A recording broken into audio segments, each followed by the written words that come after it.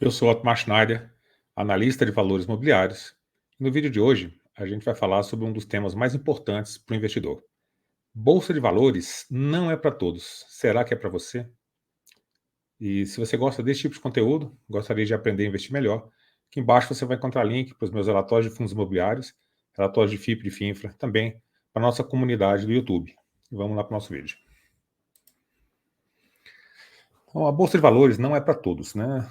E aí aqui eu acho que eu vou contar um monte de verdade, vou trazer um monte de dados e depois eu vou fazer uma conclusão sobre o assunto. O vídeo de hoje, né, ele foi sugerido por um investidor que me mandou uma mensagem e eu preparei uma apresentação para responder, né, a essa mensagem do investidor.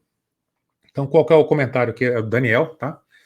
Eu não vou revelar todo o nome dele, eu não sei se ele quer aparecer, mas ele colocou o comentário e pediu para fazer um conteúdo sobre o assunto. Ele falou: ó, boa tarde, gostaria de lhe enviar duas postagens que encontrei na internet para que eventualmente possam servir de comentário, tema para algum dos seus vídeos no YouTube. Obrigado e parabéns pelo trabalho. E aí eu vou mostrar aqui qual a mensagem, né, que ele mandou. Eu tirei o nome da pessoa porque não sei se a pessoa quer aparecer ou não. E o objetivo aqui não é denegrir, nem falar que está certo ou se está errado, nada disso, tá? Isso aqui é uma visão do investidor, né? E eu vou ler o comentário dele aqui. Após quase uma década investindo, reinvestindo e participando de emissões, está falando dos fundos imobiliários, notei que o aumento do meu capital não se dava pela capacidade dos FIIs de gerar valor e se multiplicarem, mas sim pela insaciável e contínua injeção de dinheiro. Tá? Então, ele quase uma década investindo em fundo imobiliário, deve ter aí, sei lá, 8, 9 anos investindo em fundo imobiliário. Se um produto não possui a mínima capacidade de se multiplicar ou se valorizar por si só, sem a necessidade de constantes aportes além do capital inicial, fique atento. Isso pode ser uma armadilha, uma ilusão, caro coelhinho, né? Então ele já faz até uma brincadeira aqui, né? Uma cenoura pendurada à sua frente porque você passa a vida inteira sentindo o cheiro sem jamais ter a chance de comê-la por completo. Então é um investidor que com certeza, né, se decepcionou com o produto e ele não teve um retorno apropriado do dinheiro que ele investiu. Então ele acha que os fundos imobiliários eles não são um bom negócio, né? No caso dele, ele acha que não foi um bom investimento, tá? E ele fala que pode ser uma armadilha, essa coisa toda, e ele fala da capacidade de multiplicar ou se valorizar por si só. O que significa capacidade de multiplicar ou valorizar por si só? O investimento, ele tem que ser, a performance dele tem que estar pelo menos acima da inflação. Então é isso. Se ele está acima da inflação, né, ele está te entregando um retorno real. Retorno real é um retorno descontado da inflação. E aí, com base nisso, né, ou seja, vamos ver se os investimentos estão com retorno real ou não. E aí a gente vai fazer várias janelas, a gente vai fazer algumas comparações. Então o vídeo de hoje talvez fique um pouco longo, mas é um vídeo muito necessário aí para os investidores que estão iniciando a jornada, né, para eles entenderem como é que funciona os produtos, não só fundo imobiliário, bolsa de valores, renda variável de uma forma geral. Então, primeira coisa que você tem que entender, ó, capital, aporte, taxa e tempo. Isso aqui, ele varia muito, né, para renda fixa, para renda variável, de uma forma geral. Isso aqui é a fórmula mágica, a fórmula dos juros compostos. Né? Por que eu falo fórmula mágica? Né? Porque os juros compostos, eles multiplicam o seu dinheiro, tá? Então, seja em renda fixa, seja em renda variável. E a fórmula dos juros compostos, ela é baseada no aporte ou no montante, né, no dinheiro que você tem, na verdade, que você vai colocar todo mês ou que você já tem para iniciar, o tempo, né, e o tempo é o mais importante de tudo, porque ele é o fator exponencial. E a taxa? A taxa você não controla, a taxa é a taxa de mercado. Então, se você vai falar assim, gostaria muito de investir a Selic a 100% ao mês. É impossível, não tem. A Selic é 10% ao ano. Então, a taxa já está te dada, já está dada ali. Ou você investe ou você não investe. Renda variável tem a perspectiva de ser melhor, né? Mas tem a incerteza. Então, você vai investir sabendo que a perspectiva é melhor, mas existe incerteza e pode ser pior. Né? Se fosse sempre para cima, se fosse melhor do que a renda fixa, não haveria risco, né? E o retorno não seria alto. Então é essa a teoria básica de você investir em renda fixa ou renda variável. O aporte você controla, tanto de dinheiro que você consegue colocar, trabalhando, empreendendo, fazendo o que você quiser, você controla. Os aportes mensais você controla.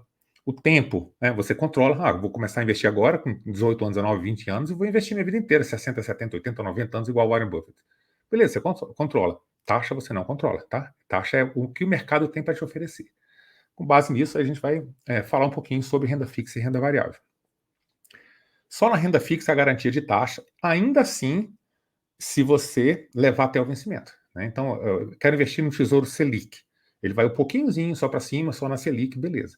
Vou investir em uma renda fixa, o IPCA, renda fixa IPCA+, com Tesouro Direto, ele rende mais do que o Tesouro Selic, verdade. só que ele tem variação, né? Você sofre marcação a mercado. Você só consegue aquela rentabilidade que você contratou se você levar até o vencimento.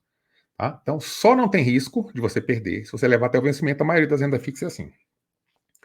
E por que você deveria, então, investir em renda variável? Porque tem uma maior perspectiva de ganho. Não é certeza, é perspectiva. Porque se a renda fixa fosse melhor do que a renda variável, ninguém investiria, não existiriam novas empresas, não existiriam novos negócios, não existiriam empregos no Brasil. Né? A economia não iria para frente.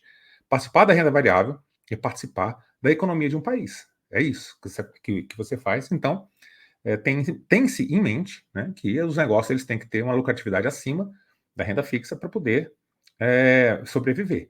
O que acontece no Brasil? A renda fixa é muito bem remunerada, o custo de capital é muito alto, as empresas quase não conseguem tirar retorno acima. Então é muito bom investir em renda fixa aqui no Brasil. É verdade, isso não é mentira. Tá? Mas renda variável tem algumas que te dão um retorno acima da renda fixa com mais risco. Tá? Então nada é de graça. Eu coloquei um exemplo aqui rapidinho. Tesouro Selic, você tem 10 e pouquinho, 10,25, né? A gente vai colocar, vamos arredondar, tá, pessoal? Essa aqui é uma conta para ficar mais fácil e para trazer exemplos mais rápidos. Tesouro Selic a 10% ao ano, se você tira 15% de imposto de renda, vira 8,5%. Se a inflação é de 4,5%, te sobra 4%, tá? Então, seu retorno real vai ser 4% ao ano. Se você tem um dividendo de uma empresa, ou rendimento do fundo imobiliário de 6% ao ano, né, isento de IR, ele é 50% a mais. Só que a cota vai variar para cima e para baixo. Então, não é uma garantia. Só que você tem uma rentabilidade, a tendência da rentabilidade superior com o risco. Por quê? Porque o preço da cota varia, tanto da ação quanto da cota de fundo imobiliário. Então, a perspectiva é melhor para a renda variável. E aí a gente entra nessa figurinha aqui que eu coloquei, crises e ralos, né? E eu vou contar um pouco da minha história, um pouco da minha experiência, e aí para vocês entenderem como é que funciona, e também trazendo, né, o relato daquele investidor que tem quase 10 anos de bolsa investindo em fundo imobiliário. Então, crises, elas são oportunidades. Se você pegar todos os grandes investidores, Warren Buffett, todos, eles falam que você tem que comprar o som de canhão, né? Comprar quando ninguém quer, comprar na baixa, do jeito que você quiser, né? A nomenclatura que você quiser utilizar. Então, as crises, elas são grandes oportunidades para você comprar bons ativos a preços baratos. Só que o que acontece, né? Na vida real, né? O que vai acontecendo ali no dia a dia? Quando você vai fazendo aportes na crise, os seus aportes eles vão pelo ralo. O que significa? Digamos que eu tenho um patrimônio de 100 mil reais, tá? E aí, a bolsa, digamos que ela caia 1% ao mês. Ela vai cair 10% num ano, 20% em 2 anos e 30% em 3 anos. Se o meu aporte, eu não conseguir fazer um aporte do tamanho de 1% do meu patrimônio, digamos que eu já invisto há 20 anos, né? Eu só consigo aportar R$ 500 por mês e meu patrimônio está em 100 mil.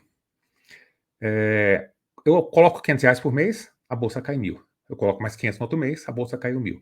Então, eu já coloquei R$ 1.000 e a bolsa agora está em 98. Aí a bolsa caiu mais 1.097, eu coloquei mais 500. A bolsa caiu mais 1.096, eu coloquei mais 500. Quando chegar no final do ano, eu vou ter, sei lá, 90 e poucos mil. Vou ter colocado 6 mil, a bolsa vai ter caído 12 mil, né? E eu tinha 100 mil antes. Então eu tinha muito mais dinheiro no início disso. Eu fui colocando dinheiro e o dinheiro foi sumindo, ele foi indo pelo ralo. Eu fui comprando mais cotas, fui comprando mais ações, só que o meu patrimônio geral, a quantidade de patrimônio que eu tenho, ele foi diminuindo. E isso dá uma angústia muito grande no investidor. Tá? E a gente passou alguns momentos como esse na Bolsa. Só que o que você não vê, né, é que você está aumentando o seu número de cotas, você está aumentando o seu número de ações. Aí você pega, vou dar o exemplo aqui do Barsi, né? Ele fala assim, meu objetivo, quando eu comecei lá, era ter 10 mil ações do Banco do Brasil, digamos, tá? Então ele foi comprando a quantidade de ações. Ele não estava preocupado com quanto que estava valendo o preço. No início eu acho que ele estava bastante. Depois que ele foi ficando mais experiente, ele ficou menos preocupado com a questão de preço. Mais experiente ainda, ele falou, cara, é uma oportunidade muito boa quando cai.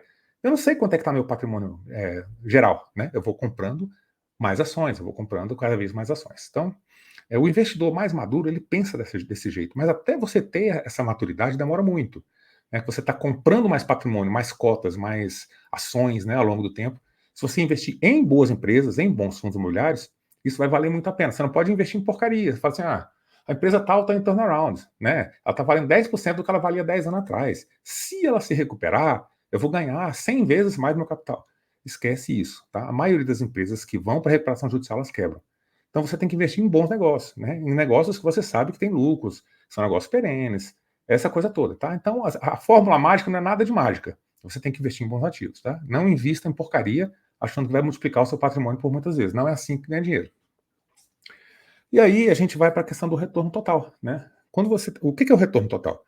É o retorno dos dividendos que você recebe, mais o retorno da valorização ou desvalorização da ação. Quando você investe numa empresa de crescimento, ela não distribui rendimento, dividendo. E elas são os dois pássaros voando, né? Você pode ganhar muito mais numa empresa de crescimento. Só que os dois pássaros, eles estão voando, tá? Eles estão indo. Quando você investe em um ativo que ele já é maduro e que ele distribui rendimentos, que ele tem renda, um dos pássaros está na sua mão, que é a renda. O outro, que é o crescimento, ele está voando, né? Você não é dono dele também não. Então são duas estratégias diferentes, né? E as duas podem dar certo. Não existe essa questão de você comprar só um tipo de ação de dividendo ou só de crescimento, né? Não, a empresa tem que ser boa. A estratégia, se ela está crescendo, se ela está, né, distribuindo, é outra coisa, é diferente, tá? E aí eu vou trazer aqui para vocês, eu vou tirar minha imagem aqui para vocês verem melhor os slides da frente, tá? Aqui, ó, janela de 2024 do IFIX. Olha o que aconteceu. Lembra que eu falei para vocês? Você vai colocando dinheiro, o dinheiro vai sumindo? Então tá aqui, ó, o IPCA. Eu estou comparando só com o IPCA. IPCA é inflação, tá? Então, o IFIX esse ano, você pegar do início do ano, 2024, até o final, a gente teve um IPCA de 2,5, 2,60 nesses 6 primeiros meses aí do ano, né? Metade do ano, inflação 2,6. Fundo imobiliário, deu 0,5. Olha só, o fundo imobiliário, ele distribui em média aí, né, o IFIX está, sei lá, perto de 10% ao ano, digamos. Ele, nesses 6 meses, ele distribuiu 5% e a rentabilidade dele é meio. Ou seja, o preço da cota caiu 4,5. O retorno geral, total foi de meio positivo, mas só que a queda na cotação foi de 4,5, porque ele distribuiu 5, digamos assim, né? Vamos arredondar. E a inflação foi de 2,5, foi 5 vezes maior do que o IFIX desse período. Então, assim, investir nesse período, nesses primeiros 6 meses em fundo imobiliário, foi muito ruim, né? Como é que você vai saber se vai ser bom para frente? Você não sabe, você não vai ter como saber. Mas como é que foi as ações, né? E investir nas ações foi melhor do que investir no IFIX? Vamos olhar a mesma janela para o Ibov. Então, o IPCA deu os mesmos 2,5 nesses 6 primeiros meses. O Ibovespa caiu 7,35. Então, se você somar 2,5 com 7,5 aqui dá 10. Você perdeu 10% ao investir em bolsa de valores esse ano. Você perdeu 10% do seu patrimônio, tá? Ao investir em bolsa de valores esse ano. Você tem que estar sabendo disso. Mas só que você está comprando mais ações, você está comprando mais cotas a um preço melhor, né? Se você está comprando bons ativos, né, ao longo desse período de tempo, você está acumulando cada vez mais ativos. É isso que você tem que pensar. E a janela de 2013 a 2016 dos fundos imobiliários? Pior ainda, olha só. A gente estava em 2013, janeiro de 2013 a janeiro de 2016, o IFIX caiu 10%. A inflação foi de 24. 24 mais 10? 34, 35. Em 3 anos. Ou seja, é como se você estivesse perdendo 10% ao ano.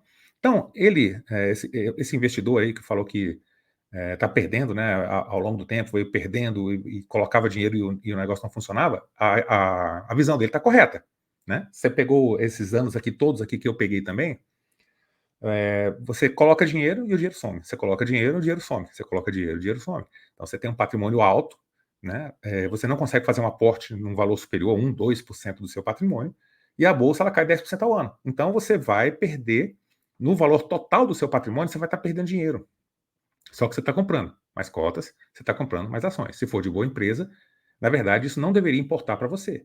Se isso te importa e se isso te incomoda muito, então aqui já é a conclusão do vídeo. Né? A bolsa de valores não é para você. Tá? Então, a rentabilidade do FIX, ela deu aí menos 35. Então, caiu menos 10, dividindo, né, distribuindo rendimento ao longo desses anos, ele caiu menos 10. Ou seja, distribuindo 8, 9, 10% ao ano, ele ainda assim caiu 10 no retorno total, tá? E a inflação do período foi de 24. Aí, olha lá, a janela de 2013 a 2016 do Ibov foi pior ainda. Para quem foi para ação, foi ainda pior. Caiu 30, com mais 24, deu 54. Deu quase 60% de queda. Ou seja, você pode colocar 20% ao ano aí, investindo em ações do Ibovespa, né, a quantidade de dinheiro que você foi perdendo ao longo do tempo. Então, você pega janelas de crise muito grande, né, todo mundo fala, crise é oportunidade, você vai comprar mais barato, é onde você fica rico. Só que ninguém aguenta ver o patrimônio caindo durante muito tempo, né? Então, para essas pessoas que não aguentam ver o patrimônio caindo muito tempo, a bolsa não é para elas, tá? É melhor a renda fixa. Mas fala assim, ah, não, mas esses índices aí, eles são ruins. Esses índices, eles não são bons, né? Ele é uma média ruim. Eu ganho da média, né? Aí a gente tem essa publicação aqui do Valor Invest que eu trouxe para vocês. Na corrida com o Ibovespa, 61% das pessoas físicas ficam para trás. Isso é com uma pesquisa, tá? Foi feita uma pesquisa com realmente as pessoas que investiram. 61%, ou seja, mais da metade dos investidores, eles perdem para a média. Então a média, que é o Ibov, que todo mundo fala que é uma média ruim, ela é muito melhor do que os investidores, a média dos investidores. E isso é um viés que o investidor tem. Você chega para uma pessoa, pode fazer essa pesquisa, você tem 10 amigos, né? Você chega para um amigo e fala assim, você acha que você dirige acima da média? 9 em cada 10 pessoas, isso aqui também é estatística, 90% das pessoas acham que dirigem melhor do que a média. Só que isso é uma impossibilidade, porque se a metade dirige acima da média, a metade tem que dirigir abaixo da média, né? Só que as pessoas que dirigem, elas se acham acima da média. O investidor acontece a mesma coisa. O investidor, ele se acha acima da média, ele acha que o Ibov é ruim, o IFIX é ruim, que ele consegue superar os índices. E essa não é uma realidade, essa não é uma verdade. As crises, né, elas são ruins para todos que empreendem. O negócio real, tá? Um monte de empresa fechando. 8 em cada 10 comércios fecham, né? Tá todo mundo quebrando nesses momentos de crise. Você vai na rua, você vê um monte de empresa, né, com as lojas vagas lá, um monte de loja fechada. E elas são desafiadoras para todos que investem, né? Só que ela remunera melhor o capital do rentista. Então, nessa época que está crise, não sei o quê, o dinheiro ele sumiu. Então, quem tem dinheiro na mão, ele consegue emprestar esse dinheiro para quem está precisando muito de dinheiro a taxas mais altas. Então, é um momento que a renda fixa está remunerando muito bem, só que a renda variável está lá no chão. É o melhor momento para você comprar a renda variável, quando está barata. E aí, nesses casos aqui, é bom você ter uma diversificação, principalmente para quem está começando. Por quê? Olha só, você tem renda fixa e renda variável, digamos que você tem investido lá em FIX e IBOV. Se você tem todo o seu patrimônio nisso, você pegou aquela janela de 3 anos, 2013 a 2016, você caiu, né, 30%, 40%. Se você tem 50% renda fixa, 50% de renda variável, você não cairia os 30%, né? Porque o seu patrimônio cairia só 15% da parte da renda variável. E a parte de renda fixa, ela subiria, sei lá, 10, 12. Então você ficaria, em vez de perder 30, 40%, você teria perdido 5, 6, 8%. Essa diversificação, ela vai diminuir a volatilidade, vai te dar mais condição de permanecer no mercado. Então, por isso que a gente fala, né, essa diversificação é importante, renda fixa e renda variável. Aí você vê o que está caindo, a renda fixa estava aqui, eu tinha 50 mil de cada. Aí, renda variável agora eu tenho 30. Aí eu tenho 60 de renda fixa. A renda fixa subiu um pouquinho. O que eu tenho que comprar para manter 50-50? Eu vou comprando a renda variável até ela subir. Então eu compro na baixa. Eu compro no melhor momento para comprar até equalizar. Renda variável explodiu para cima, né? Triplicou o meu patrimônio. Agora eu tenho 100 mil em renda variável e só tenho 60 mil em renda fixa. Aí eu começo a comprar renda fixa. Eu não compro a renda variável quando ela está lá nas alturas, né? Então essa diversificação entre renda fixa e renda variável, ela foi abordada no livro do Benjamin Graham, né? Você faz exatamente isso. E ele ensinou isso lá na década de 1900 e bolinha, né? Foi um grande investidor que ensinou, né, diversos outros grandes investidores a investir. Ele fala dessa diversificação. E lá nos Estados Unidos, a renda fixa, ela remunera menos do que a renda fixa aqui do Brasil. Então, para a gente ainda é melhor essa diversificação do que para eles. É muito difícil você saber onde é que tem os topos e os fundos, né? Futurologia. O cara entra assim, você está investindo. 2013, né, para quem estava investindo, até 2016, ficou caindo. Você ia saber que os próximos 3 anos ia ser de queda? Em 2016 ia começar a subir? Ninguém sabe isso. E quem fala para você que sabe, ele está mentindo. Ninguém sabe como é que vai ser o futuro, né? Ninguém consegue adivinhar o que vai acontecer, o que vai ser melhor, qual o ano que vai ser de crise, ninguém. Então você tem que estar sempre investindo em bolsa. Invisto em renda variável, você tem que saber disso. Vou passar anos em queda, depois vou passar anos em alta. Os anos de queda são oportunidades, mas eu tenho que dar conta de ver o meu patrimônio caindo. Isso é o mais importante, né, para você. Então, assim, não tente adivinhar o momento. Não, agora é a hora de investir em renda variável, agora é a hora de... Não existe isso, ninguém sabe o futuro. Aí eu coloquei aqui um slide, ó, quando e se o Brasil der certo. Né? Quando o Brasil der certo e se o Brasil der certo, o que vai acontecer? A taxa de juros vai estar em níveis mais baixos, igual é na Europa, nos Estados Unidos, né, na época que não está em crise. Eles têm taxa de juros mais baixas do que a nossa. Aí, as taxas de desconto, com taxa de juros mais baixa, as taxas de desconto que servem para precificar os ativos também vai ser mais baixa. Ou seja, o custo de oportunidade para investimentos ele vai ser mais baixo. Aí o preço dos ativos ele sobe. Então você tem uma renda hoje, né? O preço dos ativos vai subir, essa rentabilidade ela vai diminuir. Então, às vezes na Bolsa de Valores nossa aqui, você tem os fundos imobiliários dando 0,5% ao mês, porque o preço está muito alto. Daqui a pouco o preço do fundo imobiliário cai, você tem 1% ao mês, né? Aí a sua rentabilidade está mais alta, por quê? Porque o custo de capital está mais alto também. Então, quando você tiver uma taxa de juros mais normal, o preço dos ativos todos sobe, seu patrimônio vai subir muito, mesmo que a renda não suba bastante, né? Então, você vai ter a mesma renda, mais ou menos ali, né? Se acontecer de uma hora para outra, caiu, né, a taxa de juros, o preço dos seus ativos subiu, sua renda está ali. Então, você tem mais ou menos a mesma renda, mas você vai ter mais patrimônio. Para você comprar patrimônio, vai estar mais caro, né? Você tem que aproveitar para comprar patrimônio quando ele está mais barato, não quando ele está mais caro. Qual que é o seu objetivo? Renda? Né? O meu é renda recorrente. Então é melhor pagar mais barato por ela. Essa é a lógica da Bolsa de Valores. Tá? Qual que é o retorno real acima da inflação? Peguei vários aqui, vou tirar minha imagem aqui para vocês verem melhor. Retorno real acima da inflação. Então eu peguei vários setores aqui. Tá? Por que eu peguei esses aqui? Eu peguei o HGLG. Por que eu pego esses fundos? Porque tem vários fundos de logística que eles são mais novos. Então eles só têm 5 anos de história, 4, 3. Aí esse gráfico todinho só teria 3 anos. Eu não consigo analisar o período todo.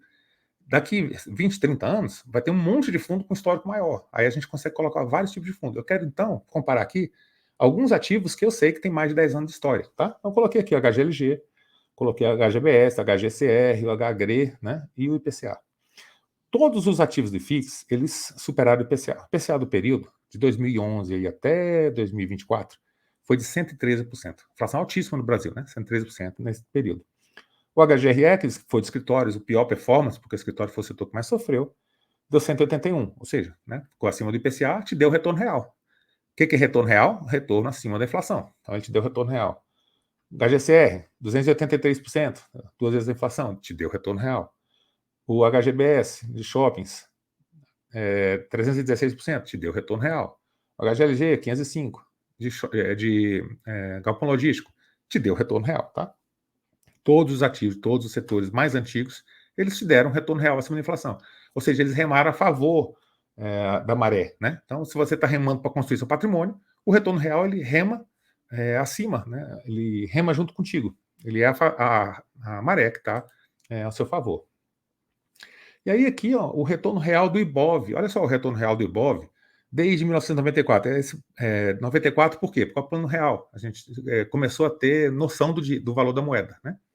Então, o valor do Ibov nesse período aqui, de 94 para cá, ele deu 3.300%. E o IPCA deu 700%. Ele deu um baita retorno real, né? Um retorno real muito alto, bem acima da inflação. Ou seja, o Bovespa, de uma forma geral, ele remou bastante a favor aí, junto no longuíssimo prazo. Né? Então, ele remou a favor do acionista no longo prazo. Se eu pegar agora uma janela ruim, eu peguei de 2008 a 2014. O IPCA foi 39% nesse período, e aqui a gente teve duas grandes crises, tá? A gente teve em 2008 a crise do subprime americano, aqui olha essa queda fortíssima, deu uma queda de 60% aí praticamente, né, do 0 ao menos 60%, e depois a queda aqui de 2014, né, que foi do governo Dilma, então foi uma queda forte também. Então a gente teve inflação de 40% e o rendimento do Ibov de menos 20%, ou seja, você perdeu 60% nesse período, nessa janela. Então, a depender da janela que você investe, né, os seus investimentos vão muito ruim.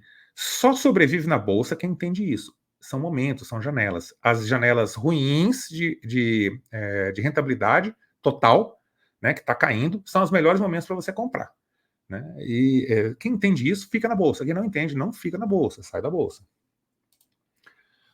E aqui tem alguns ditados que eu vou passar aqui para vocês, né, e eles refletem bastante. A renda variável não é para todos, e é a grande realidade.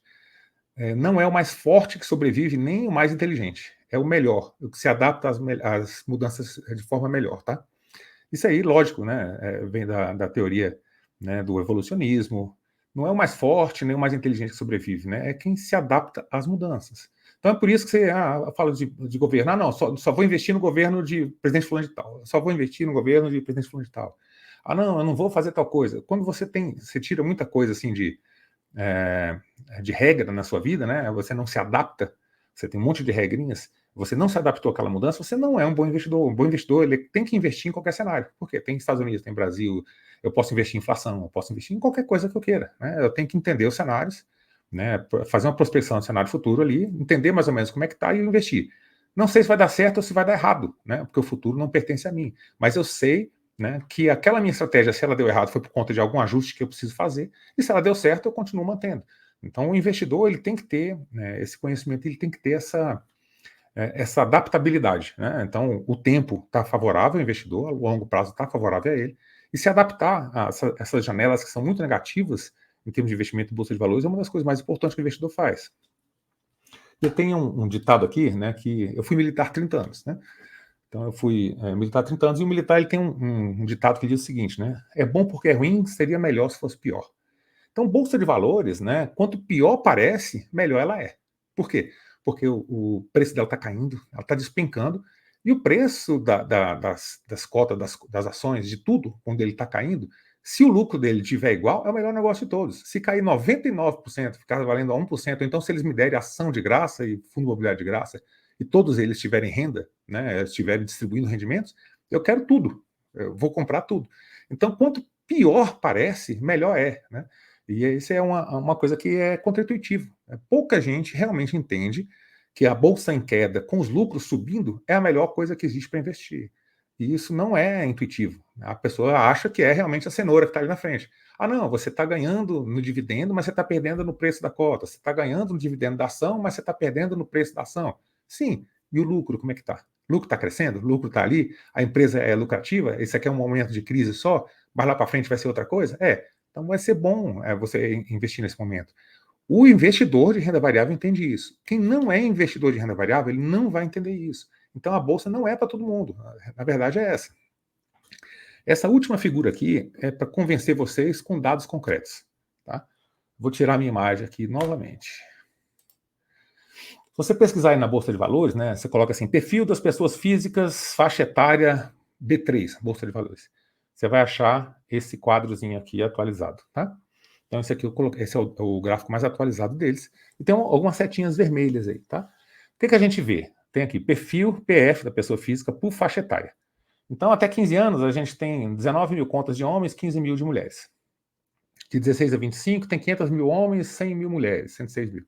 Aí eu peguei duas faixas etárias, de 26 a 35, de 36 a 45, ou seja, de 25 até 45 anos de idade, mais ou menos, a gente tem 1 milhão e 300, mais 1 milhão e 300, 2 milhões e 600 mil investidores.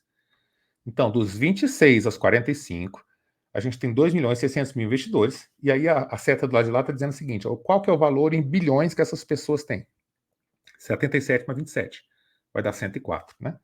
Então, essas pessoas, elas têm 104 bilhões, 2 milhões e 600 mil pessoas têm 104 bilhões. Aí você olha a setinha de baixo lá, a setinha reta. As pessoas acima de 66 anos de idade, os cabecinha branca, os velhinhos, que estão lá na bolsa, eles têm 148 bilhões e só são 230 mil.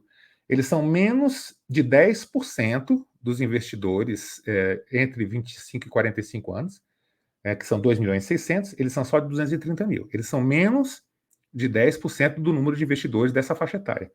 Só que eles têm 10 vezes mais patrimônio do que o pessoal dessa idade. Por quê? Por conta do tempo. O cara que tem acima de 66 anos investindo, ele entendeu como é que é o jogo, ele foi acumulando patrimônio ao longo do tempo, o tempo está ao lado dele, e ele é um dos bilionários.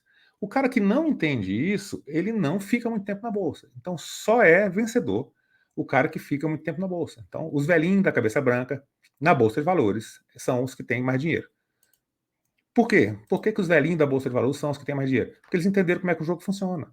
Né? O momento de crise é o momento de comprar. Né? Se passa 3, 4, 5 anos caindo, né? Você está comprando bons ativos a um bom preço.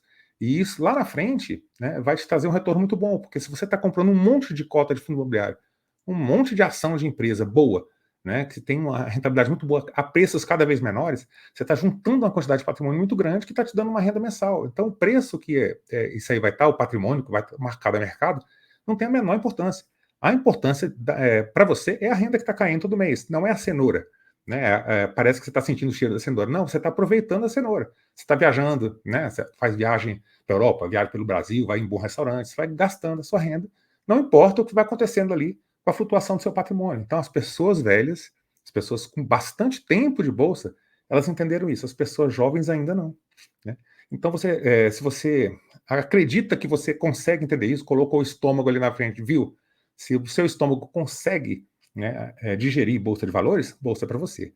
Se você não consegue, se você vê que o seu patrimônio está caindo, a renda que você está recebendo não compensa o patrimônio que caiu, né, e isso te incomoda, você não consegue dormir direito, bolsa de valores não é para você. Né? Você pode ficar em renda fixa, fazer um grande patrimônio em renda fixa, sem se expor, né, a isso, sem perder noites de sono, por conta, né, de um perfil que você não tem. Né? Então, a bolsa de valores, ela não é para todos. Essa aí realmente é uma grande verdade. É isso que a gente tinha para o vídeo de hoje. Eu espero que vocês tenham gostado do vídeo. Se gostou do vídeo, deixa o seu like, se inscreve no canal, deixa um comentário aqui embaixo. Como é que é o seu perfil? Para você, serve bolsa de valores ou não? Né? Quais são as suas experiências? O que você pensou aí sobre o assunto? Deixa um comentário aqui embaixo que eu gostaria de te ouvir, tá bom? Muito obrigado por ter assistido o nosso vídeo. Até o nosso próximo vídeo.